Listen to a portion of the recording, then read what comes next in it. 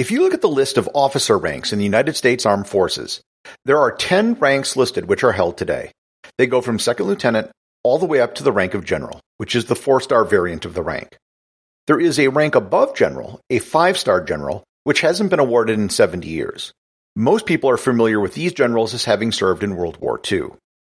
However, there is still one more rank above that of 5-star general in the United States military. Find out about this rank and the 2 men who have been awarded it on this episode of Everything Everywhere Daily.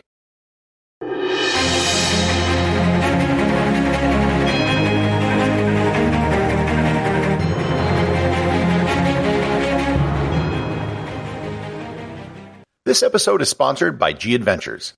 These are very troubled times. Even though things are starting to get better and more countries are opening up, people are still hesitant to travel, and that is totally understandable. That is why G Adventures has announced its new Travel with Confidence Plus collection. The Travel with Confidence Plus collection are 37 tours in 27 countries that have increased safety and sanitation protocols to protect you and other travelers. These tours will have smaller group sizes, private transportation, and cheaper options to get your own room, as well as more personal space. G Adventures has also earned the World Travel and Tourism Council's Safe Travel stamp for their health and hygiene protocols and has implemented the Adventure Travel Trade Association's COVID-19 health and safety guidelines. The Travel with Confidence tours are available for booking today and will be departing from October 2nd, 2020 to the end of 2021. For more information and to book your tour, click on the link in the show notes.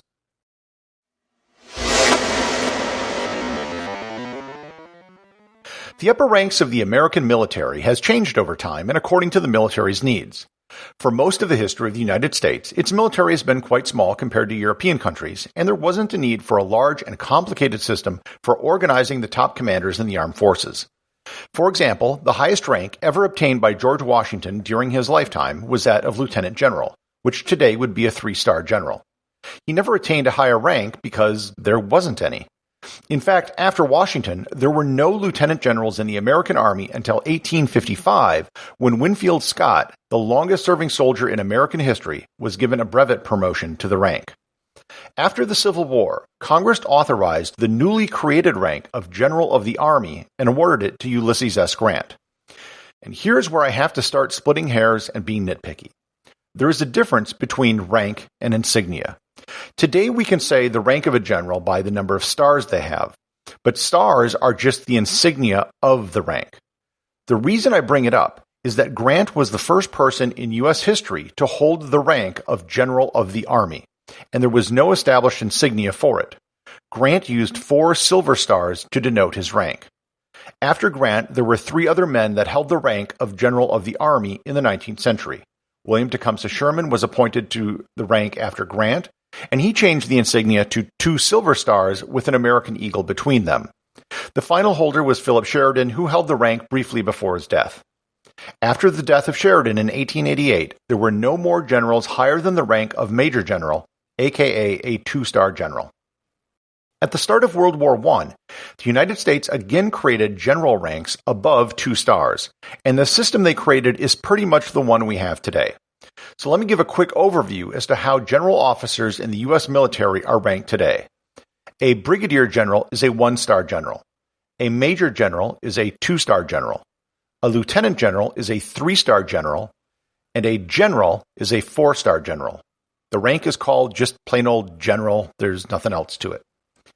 These are currently the only 4 ranks of general used in the United States military today, and the only 4 which were used in World War I. Tasker H. Bliss and John J. Pershing were both appointed to the 4-star rank of general during World War I. Here I have to make note that the World War I rank of general had an insignia of 4 stars, which was the same as the insignia used by General Grant after the Civil War. But his rank wasn't that of general, but General of the Army. This is a distinction that's soon going to become important. Just because their insignia had the same number of stars does not mean that they held the same rank. This 4-level system for general officers held until World War II, when we suddenly had a problem. As the United States began working with other allied nations, there had to be a strict hierarchy in the alliance.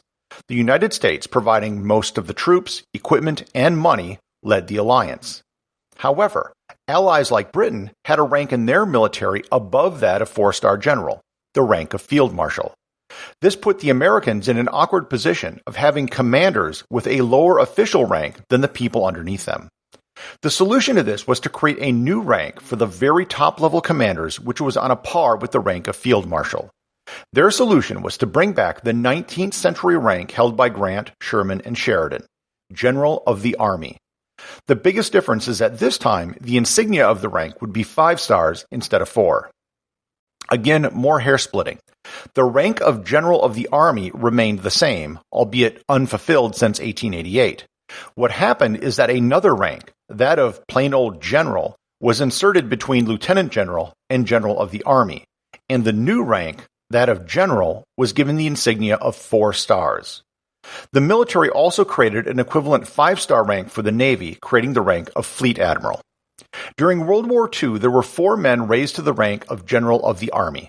They were George Marshall, Douglas MacArthur, Dwight Eisenhower, and Henry Hap Arnold. There were also 4 admirals raised to the rank of Fleet Admiral. All 8 admirals and generals were advanced in rank one day apart from each other between December 15th and December 21st, 1944. They were given their promotions one day apart, so there was a clear order of seniority between them. The only other person who was given the 5-star rank of General of the Army was Omar Bradley in 1950. Bradley's promotion to the rank was a political move because he was chairman of the Joint Chiefs of Staff during the Korean War, and he would be in an awkward position of having had a higher-ranking Douglas MacArthur underneath him. Since then, no one has been advanced to the rank. So why didn't the United States just create the rank of Field Marshal to put it on the same level as other countries? The story which is told is that when the idea of creating a 5-star rank was floated, Field Marshal was the original name. But then George Marshall would have been called Field Marshal Marshall, and that didn't sound dignified, so they just went with General of the Army. Henry Arnold, it should be noted, carried his 5-star rank with him after the war when the Air Force was created, and he became the first and only 5-star rank of General of the Air Force. The only real attempt since World War II to revive the rank occurred in the 1990s when Senator Robert Caston of Wisconsin lobbied to have 4-star generals Norman Schwarzkopf and Colin Powell promoted during the Gulf War. The movement stalled and the promotions were never given.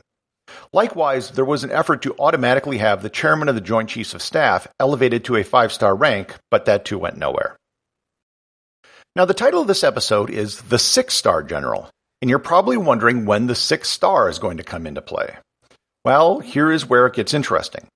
In 1919, Congress created a new rank called General of the Armies of the United States. Note that this is plural as opposed to the 5-star rank of General of the Army. This rank was given to then 4-star General John Pershing.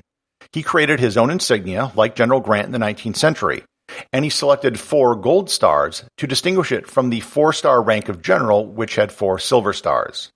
When the new 5-star ranks were announced in 1944, the Secretary of War, Henry Stimson, was asked if these new ranks were the same or different than the rank which was given to General Pershing. He said, and I quote, "It appears the intent of the Army was to make the General of the Armies senior in grade to the General of the Army. I have advised Congress that the War Department concurs in such proposed action." As Pershing was still alive when the 5-star appointments were made, it wasn't a totally trivial issue. That means the United States does have a rank on the books, although almost never discussed, above that of the 5-star General of the Army. This isn't unprecedented in the world. There are some countries which do have a rank above Field Marshal. The rank is usually called Generalissimo or Grand Marshal. The rank is mostly given by dictators to themselves or as an honor to some great general.